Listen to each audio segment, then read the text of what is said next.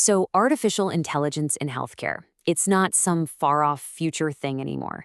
It's here. It's in the operating room, it's helping with diagnostics, and it is absolutely changing the game.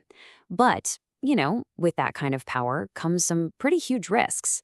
To really understand how Canada is trying to build the rulebook for this new frontier, we're going to be guided by the incredibly detailed work of Dr. El Mustafa Buatan. And let's be clear, this isn't about an app recommending the wrong movie. I mean, the stakes just could not be higher. This quote says it all, right? An error in healthcare AI isn't just a bug. It can literally be a matter of life and death, of fairness, and of our most private data. This is exactly why getting the regulation right isn't just a nice to have, it's absolutely essential. And that really gets to the heart of it, right? This constant push and pull. On one hand, you've got this incredible promise. AI that could spot diseases years earlier, treatments tailored specifically to your DNA, and hospitals that run way more efficiently. But on the other hand, the peril is just as real. We're talking about algorithms that could cause actual harm, make existing inequalities in our healthcare system even worse, and leak our most personal health information.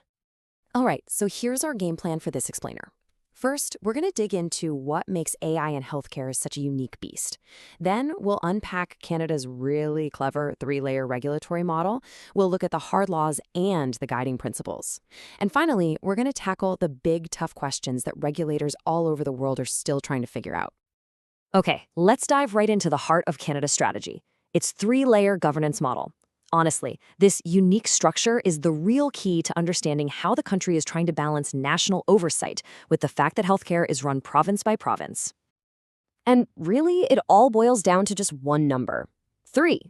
And this isn't random. It's the blueprint. It's the whole architecture for Canada's approach to AI governance in healthcare. Everything we're about to talk about is built on this foundation of 3 distinct but connected layers. And here they are. Think of it like an onion. At the very core, that's layer 1, you've got the big federal laws that apply to everyone coast to coast. The next layer out, that's provincial law. Super important because remember, healthcare is managed at the provincial level. And then that outer layer. That's a unique set of shared pan-Canadian ethical principles that kind of acts as the North Star for everybody involved. Okay, so let's peel back those first 2 layers and look at the actual rules of the road. These aren't suggestions or best practices. Nope. These are the legally binding, totally enforceable laws that organizations absolutely have to follow. These are the rules that have teeth. So at the federal level, you're looking at big laws like PIPEDA. That's the one that governs how companies handle our personal data. And of course, regulations from Health Canada for what they call software as a medical device. Then you go down a level to the provinces. Let's take Ontario, for example, and you have very specific health privacy laws like PHIPA. The main thing to get here is that companies have to follow both sets of rules, creating this dual system of legal compliance that they have to navigate. But what about the gaps? The spaces in between all these laws. And how on earth do you get 10 different provincial healthcare systems to pull in the same direction? Well, that brings us to the third layer, and maybe the most interesting one. This isn't a law, it's more like the ethical glue. And that glue is the Pan-Canadian AI for Health principles. Now, this is really important.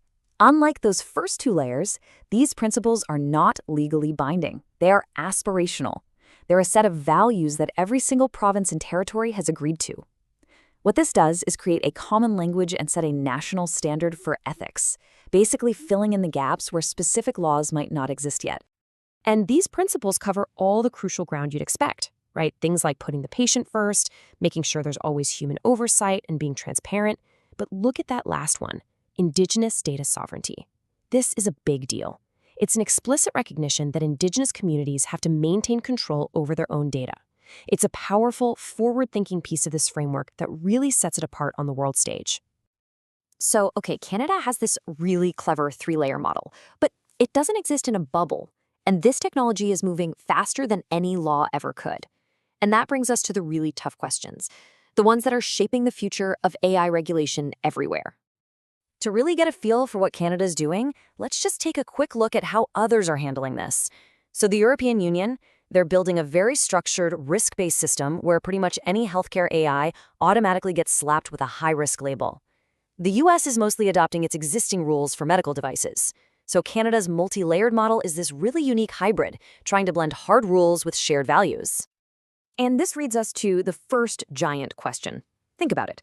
We're used to approving a medical device, say a pacemaker, just one time. But what do you do with an AI that learns and changes every single day after it's in the hospital? Can you really regulate that like a static product, or do you need to treat it more like a constantly evolving service? Next up, the whole black box problem, right? How can any of us give informed consent for a treatment that's recommended by an algorithm when its decision-making process is a total mystery, sometimes even to the people who built it? I mean, does consent even mean anything if we can't get a clear explanation? And this is the big one. Who's on the hook when things go wrong? If a traditional medical device fails, it's usually pretty clear who's liable. But if an AI system makes a critical mistake, who's responsible? Is it the developer who wrote the code, the hospital that bought the system, the IT team that hooked it up, or the doctor who actually followed its advice? But here's the good news. This isn't set in stone. There's actually a roadmap here. In the short term, the goal is to get key pieces of legislation finalized. Looking a bit further out, there are ideas floating around like creating a national AI safety authority and making that shift to a continuous certification model.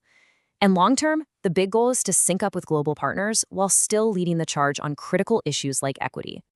All right, so if you take away just a few things from this, here's what they should be. 1, AI is a totally different animal than a traditional medical device, and it needs a whole new playbook. 2, Canada's answer is its unique 3-layer model, which tries to balance those hard laws with shared ethics.